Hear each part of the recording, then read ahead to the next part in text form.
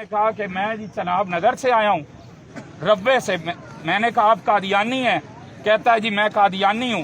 میں نے کہا آپ تو قربانی کر ہی نہیں سکتے. اس نے کہا کون کہتا ہے ہم قربانی کر سکتے ہیں. میں نے کہا آپ قربانی نہیں کر سکتے. اس نے کہا نہیں ہم قربانی کر سکتے ہیں. میں وہاں موقع پر موجود جو پولیس کی سکواڈ بیٹھی ہے وہاں گلزار صاحب ASI صاحب ان کو جا کے سارا معاملہ بتایا ہے. انہوں نے افسران بالا کے نوٹس میں دیا ہے. میں درخواست لکھ کے اب DPO آفس سیکورٹی برانچ جا رہا ہوں. میں آن دا ریکارڈ تمام گواہان اور عوام کی موجودگی میں اپنی ویڈیو بیان جاری کر رہا ہوں. اس کو ریکارڈ رکھیں اور میڈیا کو بھی آگاہ کرتا ہوں. مرزئی قادیانی آپ پیچھے آ جائیں. جو میرے مرزئی قادیانی کسی صورت بھی قربانی نہیں کر سکتے. آرٹیکل پاکستان تعزیرات پاکستان کے تحت اور موجودہ IG صاحب کی طرف سے بھی لیٹر جاری ہوئی ہے کیونکہ مرزئی کافر ہیں. یہ حضور علیہ الصلوۃ والسلام کی ختم نبوت پر ایمان نہیں رکھتے. یہ شعار اسلامی استعمال نہیں کر سکتے. اس لیے ہم مسلمانوں کا فرض بنتا ہے. اس نے میرے منہ پہ اقرار کیا ہے. میرے ساتھ گواہان موجود ہیں.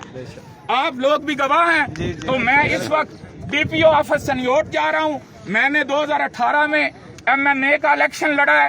الحمدللہ میں تحفظ ختم نبوت ہوں اور تحفظ ختم نبوت رہوں گا اور جیوں گا اور مروں گا اور حشر میں بھی خادم ختم نبوت اٹھوں گا.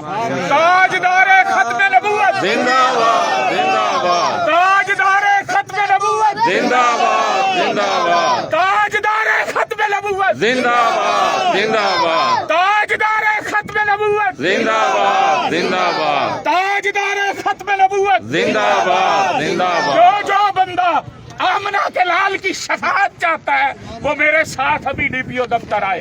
آ جاؤ. جو چاہتا ہے سبحان اللہ وہ بیٹھے ہیں. گلزار صاحب نے وہ اریسٹ کر لیے ہیں. ہم نے افسران بالا کو یہ درخواست دینی ہے.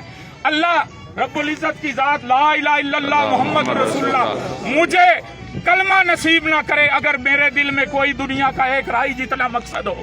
میرا خالصتاً شفاعت رسول ہے اور اپنی قبر کی اور حشر کی بخشش ہے. اے اہلیان مسلمان چنیوٹ آؤ میرے ساتھ اور DPO آفس تک میرا ساتھ دو. اللہ تعالی ہم سب کا حامی و ناصر ہو. آپ جو آنا چاہتے ہیں آئیں میرے ساتھ آئیں.